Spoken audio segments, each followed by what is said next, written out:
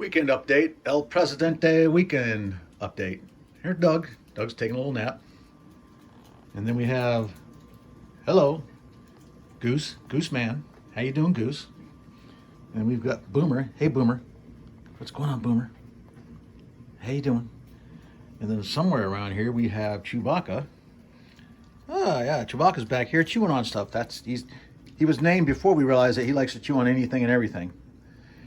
Anyway, weekend update. This weekend we're actually going to go back to model railroad. And what I am working on right now is these Rick's Industry guardrails. So I have a whole line of them here. I have to do about 6 foot on each side of a road going down one side of the room before we get to the Cabusa Conti branch. So I've glued them all together last night, had them hung up. I've got one there.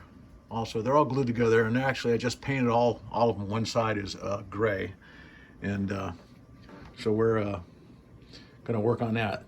But what I'm going to do next, I'm going to go downstairs. I have some that's already been painted, been weathered, has that rusty look to it, and I'm going to plant them down here, so I'll show you how I do that. All right, now we're down here in the train room. So this is some guardrails I've pre-painted. I have weathered them, put them, looked a little bit of rust and stuff like that. So I have those 2 sections there I'm going to put on, and then this is the road that goes along the main line between Hollowell and Gardner. And I don't remember what the road number is right now, but I guess that's not important. But what I have to do is I have to put this guardrail on each side, and it has to go all the way down.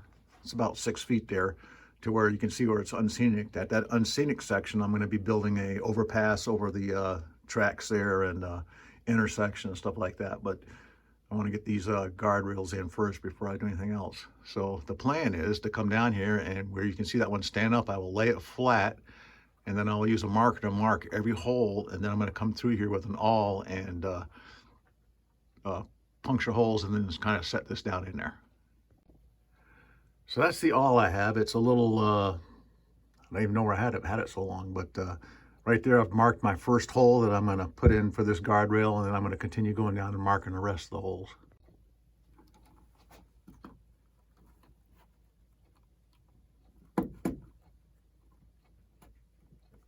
Now I've made this section of the railroad out of foam, underlayment or foam board.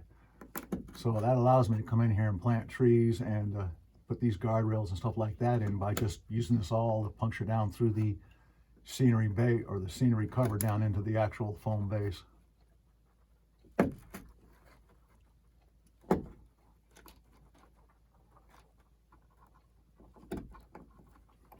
And there you go, I've completed that whole section right there. And what I like to use is tacky glue for gluing this stuff down, and I will actually put this tacky glue down and get a toothpick and put in each holes and kind of set that down in here. But it has a little bit more stiffness to it, whereas Elmer's glue and some of the other white glues flow. This one actually has a little bit more stiffness to it, so it kind of stays where you're at.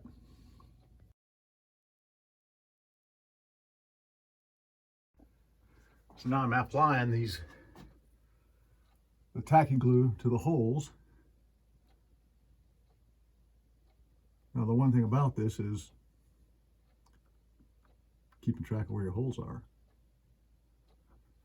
And what I mean by that is I'm punching these through into the scenery here, but it's also hard to actually see the holes. So part of it, keeping this piece of guardrail up here so I know approximately where the hole is to put the glue in.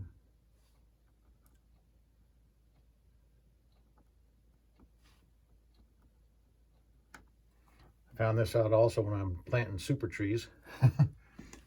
That when I put a hole in the foam for the super tree, I don't pull the awl out or the pick or whatever I'm using to create that hole until I have the tree ready to plant into it, because there's a lot of super tree holes that I have put a hole into the scenery, turned around, grabbed the super tree, and then turned back around and couldn't figure out where that hole was in the scenery base.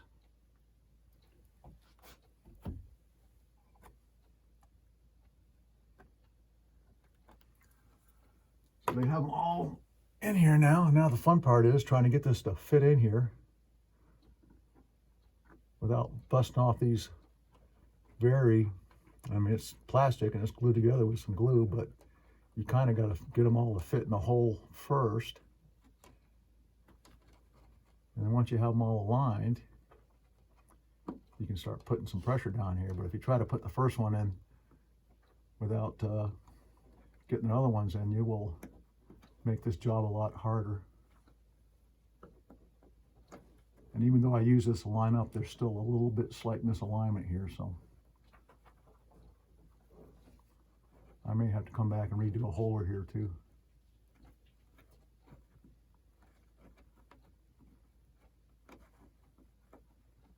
There we go. Okay, so I've got a hole right there that's way off.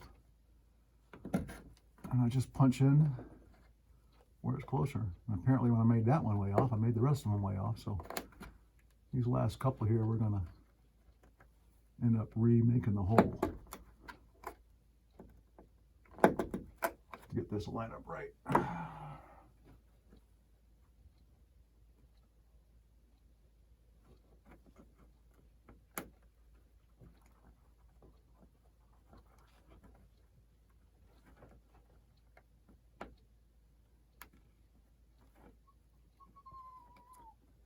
And Barbie wants to play ball.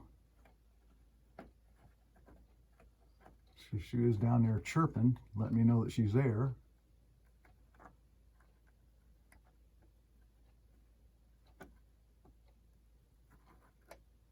All right, so I'm kind of got it lined up there.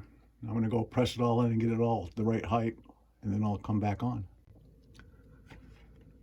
So we have managed to get them all in there, and it's all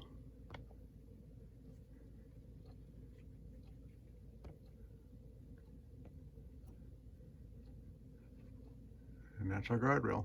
Now in this section there'll be trees where this goes into the backdrop, and you won't see that the road ends there. All right, so that's this weekend update. A little different than most, a little how I do it. We'll try doing some more of these if anybody likes that. Okay, so there's a whole 3-foot section of it put in place. Now a little thing that I was having a lot of trouble that first set of railing putting it in, and I think anybody that was watching saw that. The awl, obviously it's very pointed apart, but if you don't push it all the way in, it makes it hard for those holes to line up. So the second section there I was trying to put it in, and again it was fighting me, and then I realized I had just marked the holes. I hadn't really stuck the awl all the way in to get the full diameter of the awl, and it was much easier to put that one in. All right, happy Presidentes Day.